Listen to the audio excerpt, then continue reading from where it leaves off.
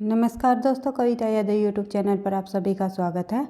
संपूर्ण हिंदी विषय की तैयारी को आगे बढ़ाते हुए आज की क्लास में हम करेंगे EMRS-TGT हिंदी से संबंधित प्रयोजनमूलक हिंदी और मानक हिंदी के महत्वपूर्ण प्रश्न, जो कि पाठ्यक्रम में प्रयोजनमूलक हिंदी और मानक हिंदी के टॉपिक को इंक्लूड किया हुआ है। तो EMRS के पाठ्यक्रम के अनुसार ही हम देख लेते हैं कि किस प्रकार से प्रयोजनमूलक हिंदी से संबंधित प्रश्न बनते हैं और मानक हिंदी से संबंधित जो महत्वपूर्ण प्रश्न बनते हैं, ताकि परीक्षा में इस प्रकार से के प्रश्न अगर परीक्षा में पूछ लिए जाए तो हम सही आंसर कर सके। तो देख लेते हैं, शुरुआत करते हैं। आई होप आप लोगों का जो आज का PGT हिंदी का एग्ज़ाम था बहुत ही अच्छे से गया होगा, मुझे उम्मीद है। तो इसी तरह अपने पाठ्यक्रम के अनुसार टॉपिकों को करते हुए प्रश्न उत्तरों के माध्यम से TGT हिंदी की तैयारी को आगे बढ़ाते हुए आज की क्लास में हम करेंगे EMRS-TGT के पाठ्यक्रम के अनुसार प्रश्नों को।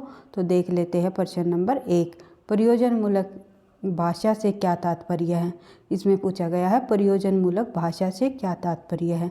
तो हमारा सही आंसर हो जाएगा विशिष्ट उद्देश्य से युक्त भाषा होती है, उसे हम प्रयोजनमूलक भाषा कहते हैं। सरकारी कार्यालयों में पत्र व्यवहार की पद्धति के अनुसार पत्रों के प्रारूप तैयार करने की प्रक्रिया क्या कहलाती है। अगर इस प्रकार से कोई प्रश्न आ जाए तो आप लोगों को बता देना है कि सरकारी कार्यालयों में पत्र व्यवहार की पद्धति के अनुसार पत्रों के प्रारूप तैयार करने की प्रक्रिया को हम क्या कहते हैं। तो हमारा सही आंसर हो जाएगा प्रारूपण। प्रारूपण कहा जाता है। बढ़ते हैं आगे। कार्यालय पत्र का बनाया मसौदा क्या कहलाता है। तो यह भी प्रारूपण ही कहलाता है। प्रयोजनमूलक भाषा के रूप में हिंदी कैसी भाषा है। तो प्रयोजनमूलक भाषा के रूप में हिंदी एक प्रकार से समर्थ भाषा के रूप में आती है। बढ़ते हैं आगे। निम्न में से प्रयोजनमूलक हिंदी का रूप नहीं है। इनमें से कौन सा रूप प्रयोजनमूलक हिंदी का नहीं है, ये देख लेते हैं। तो कार्यालय हिंदी भी प्रयोजनमूलक हिंदी का रूप है, तकनीकी हिंदी भी प्रयोजनमूलक हिंदी का रूप है, साहित्यिक हिंदी भी प्रयोजनमूलक हिंदी का रूप माना जाता है।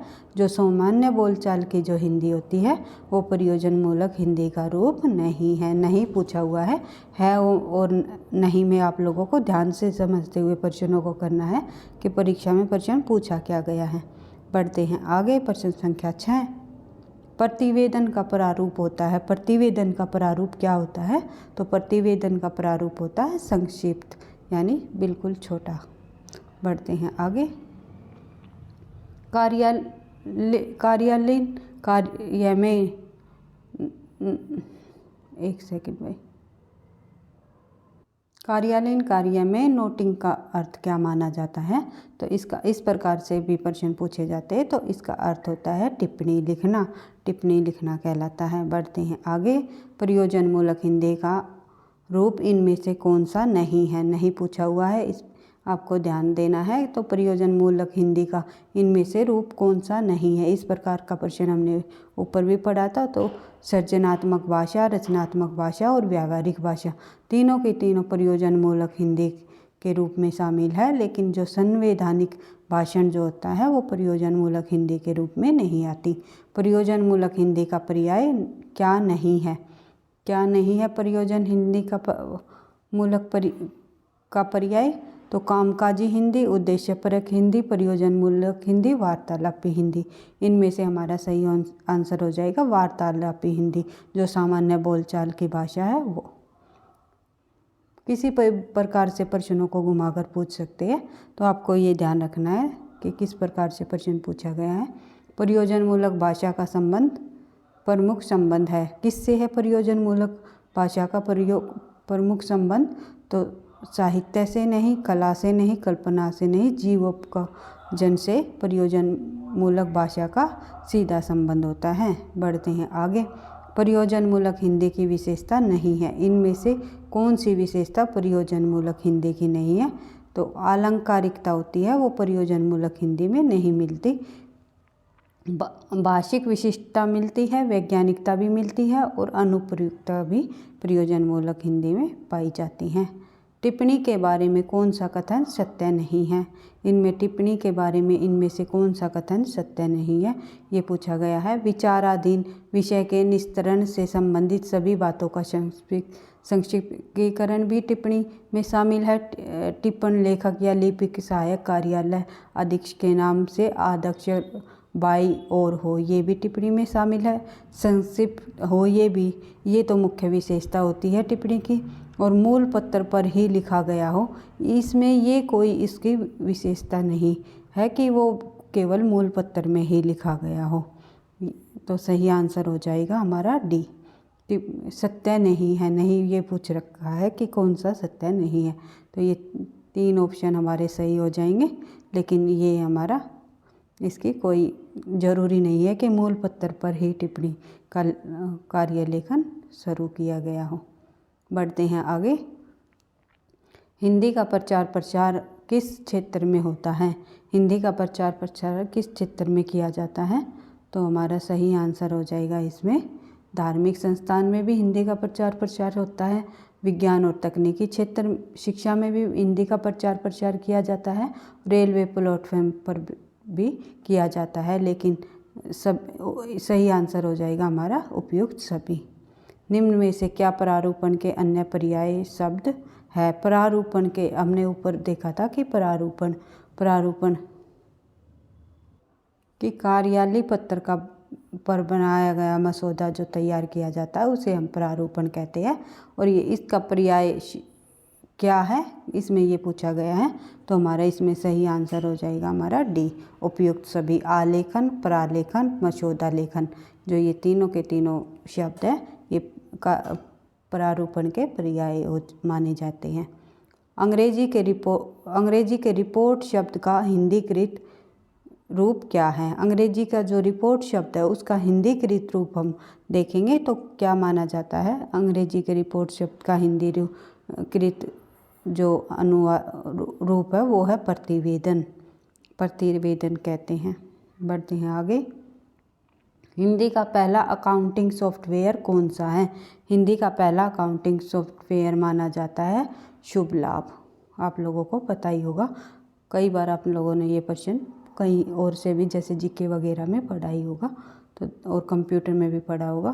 तो बढ़ते हैं आगे। अंग्रेजी शब्द ड्राफ्टिंग का हिंदी अर्थ क्या माना जाता है। तो ड्राफ्टिंग का हिंदी अर्थ क्या माना जाता है। टिप्पणी का तो एक सेकेंड में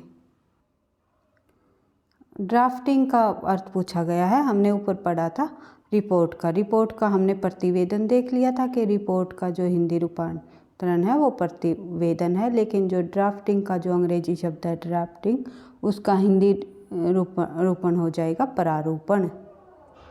बढ़ते हैं आगे। प्रश्न संख्या 18। डॉक्टर भोलानाथ तिवारी के अनुसार प्रयोजन मूलक हिंदी के कितने रूप माने जाते हैं। किसी विद्वान के अनुसार भी पूछ लिया जाता है। जैसे कि डॉक्टर भोलानाथ तिवारी ने प्रयोजन मूलक हिंदी पर बहुत अधिक काम किया था। उन्होंने एक भाषा वैज्ञानिक रहे हैं डॉक्टर भोलानाथ तिवारी जी। तो उन्होंने हिंदी का व्याकरण, हिंदी जो भाषा है, लिपि है, हिंदी से संबंधित जो भी हिंदी की संवैधानिक स्थिति है, इनसे संबंधित बहुत सारे तथ्य अपने विचार रखे थे। तो उसमें उन्होंने बताया था कि प्रयोजन मूलक हिंदी के 7 रूप होते हैं। बढ़ते हैं आगे। प्रयोजन मूलक हिंदी का प्रारूप है। इसमें प्रयोजन हिंदी का स्वरूप पूछा गया है। इनमें से प्रयोजन मूलक हिंदी का स्वरूप है, तो इनमें से प्रयोजन मूलक हिंदी का स्वरूप हो जाएगा हमारा सही आंसर हो जाएगा। इनमें से जो है कामकाजी हिंदी हो जाएगा हिंदी प्रयोजन मूलक हिंदी का स्वरूप। सैद्धांतिक हिंदी भी नहीं, व्याकरणिक हिंदी भी नहीं, तो सही आंसर हो जाएगा हमारा कामकाजी हिंदी। प्रयोजन मूलक हिंदी की विशेषता। प्रयोजन मूलक हिंदी की विशेषता है अनुप्रयुक्तता, सामाजिकता, वैज्ञानिकता, उपयुक्त सभी। बढ़ते हैं आगे। प्रयोजन मूलक हिंदी को कहते हैं, प्रयोजक मूलक हिंदी को क्या कहते हैं। तो प्रयोजन मूलक हिंदी को कहा जाता है व्यावहारिक हिंदी। हमारा सही आंसर हो जाएगा ए। बढ़ते हैं आगे। अब आ गया भाई मानक हिंदी से संबंधित प्रश्न, क्योंकि मानक हिंदी से संबंधित भी प्रश्न परीक्षा में पूछे जाते हैं। तो देख लेते हैं मानक हिंदी से संबंधित महत्वपूर्ण प्रश्नों को। हिंदी के लिए खड़ी बोली शब्द का प्रयोग का श्रेय किसे जाता है, ये आप लोगों को पता ही है, कई बार हम पढ़ चुके हैं कि हिंदी के लिए खड़ी बोली शब्द के प्रयोग का श्रेय किसे जाता है। तो हमारा सही आंसर हो जाएगा जॉन गिलक्राइस्ट को।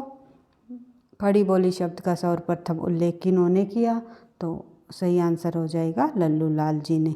खड़ी बोली शब्द का सर्वप्रथम प्रयोग लल्लू लाल जी द्वारा, सॉरी भाई, प्रथम प्रयोग अगर पूछ लिया जाए तो अमीर खुसरो आ जाएगा। यहाँ पे देखो मैं भी गलत बोल रही हूँ, कन्फ्यूजन हो गया था थोड़ा, तो मैंने क्वेश्चन ध्यान से नहीं देखा। तो इसी तरह आप लोगों को परीक्षा में भी देखना है कि हमें ऑप्शनों के अनुसार आंसर देखने हैं। तो अगर खड़ी बोली शब्द का सर्वप्रथम प्रयोग कहा जाए कि किसने किया, तो अमीर खुसरो ने।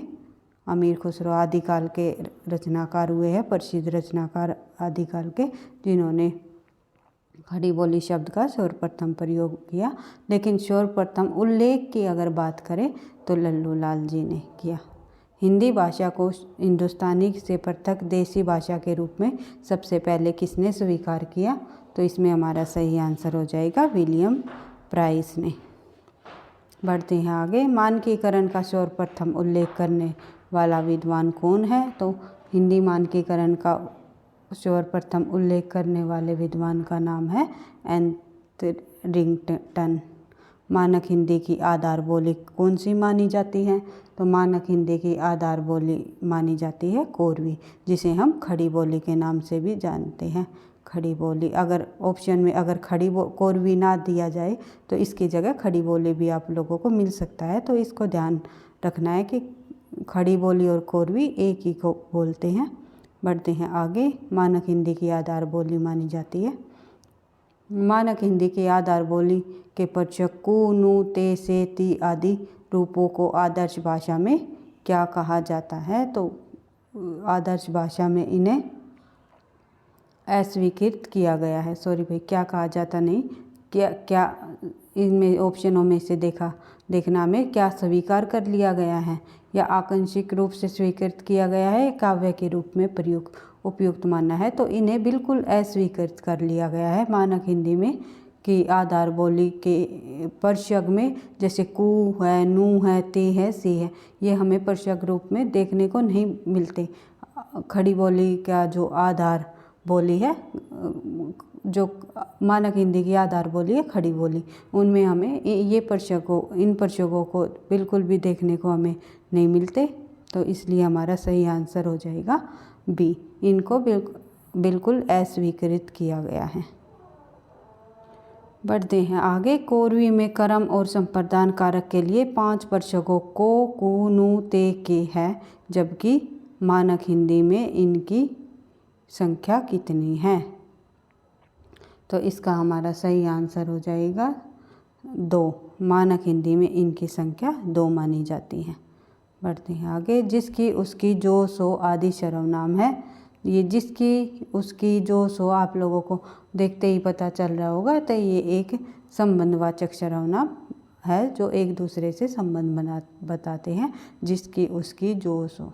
बढ़ते हैं आगे। निम्नलिखित को सुमेलित कीजिए तथा नीचे दिए गए कूट की सहायता से उत्तर दीजिए। तो इसमें हमारा सही आंसर क्या हो जाएगा, देख लेते हैं। तू, तुम, आप, तो ये अगर हम सही सुमेलित करेंगे तो तू, तुम, आप हमें देखने को मिलेंगे पुरुषवाचक सर्वनाम। आप लोगों ने सर्वनाम से संबंधित टॉपिक पढ़ा भी होगा और मैंने करा भी रखा है। जिस भी बच्चे ने हमारी जो पीछे की क्लास नहीं देखी है, उसमें मैंने DSSB MRSM के पाठ्यक्रम के अनुसार ही क्लास को रखा है। उसके पाठ्यक्रम के अनुसार ही कुछ टॉपिकों को अच्छे से डिटेल से कराया हुआ है। आप लोगों को परीक्षा में काफ़ी मदद मिलेगी। प्लेलिस्ट में जाकर अगर क्रम वाइज भी क्लास देखना चाहोगे तो आप देख सकते हो, क्योंकि पूरा भाषा विज्ञान मैंने बहुत अच्छे से समझाया। कुछ व्याकरण के टॉपिक भी करा रखे हैं, तो आप देख सकते हो। कौन क्या कहाँ में ये कौन सा सर्वनाम माना जाता है, कौन क्या कहाँ, तो ये बिल्कुल एक प्रकार से आप लोगों को देखने को मिल ही रहा होगा। ये एक प्रकार से पर्यायवाचक सर्वनाम है। यह वह ये वे, यह वह ये वे किस प्रकार के सर्वनाम है ये आपको पता ही है। यह वह ये वे ये अनिश्चयवाचक सर्वनाम है। और उसके बाद भाई अनिश्चयवाचक नहीं, यह वह ये वे। अनिश्चयवाचक तो वे होते हैं जिसके निश्चित, जैसे कुछ कोई कौन, ये होते हैं अनिश्चयवाचक। लेकिन यह वह वे ये निश्चित रूप से हमें पता चल रहा है, तो निश्चयवाचक नहीं, निश्चयवाचक सर्वनाम है, अनिश्चयवाचक नहीं है। ये निश्चयवाचक सर्वनाम है। जो सो जिसकी उसकी जो है, ये किस प्रकार के सर्वनाम है। जो सो इसकी उसकी, इसमें आप लोगों को पता ही है, संबंध बता रखा है, तो ये एक प्रकार से संबंधवाचक सर्वनाम माने जाते हैं। बढ़ते हैं आगे। प्रश्न संख्या, एक बार फिर से आप रिवाइज कर सकते हो, क्योंकि इसी प्रकार से कई प्रश्न पूछे जाते हैं। ज़्यादा डेप्थ परीक्षा में प्रश्न नहीं पूछे जाएंगे, बिल्कुल आसान प्रश्न पूछे जाएंगे। आप बार बार अगर आप लोगों ने रिवाइज कर रखा होगा तो कंफ्यूज नहीं होंगे। तो तुम आप जो है पुरुषवाचक सर्वनाम है। कौन क्या कहाँ जो है पर्यायवाचक सर्वनाम है। यह वह ये वे जो है निश्चयवाचक सर्वनाम है। और जो है जो सो जिसकी उसकी जो है संबंधवाचक सर्वनाम है। बढ़ते हैं आगे। मानक हिंदी में सर्वनाम के कितने भेद माने जाते हैं। तो मानक हिंदी में सर्वनाम के 6 भेद माने जाते हैं। हिंदी भाषा के सर्वांगीण मानकीकरण का जो प्रश्न सबसे पहले किसने उठाया। सर्वांगीण मानकीकरण का जो प्रश्न है हिंदी भाषा में सबसे पहले किस में उठाया गया। तो ये उठाया गया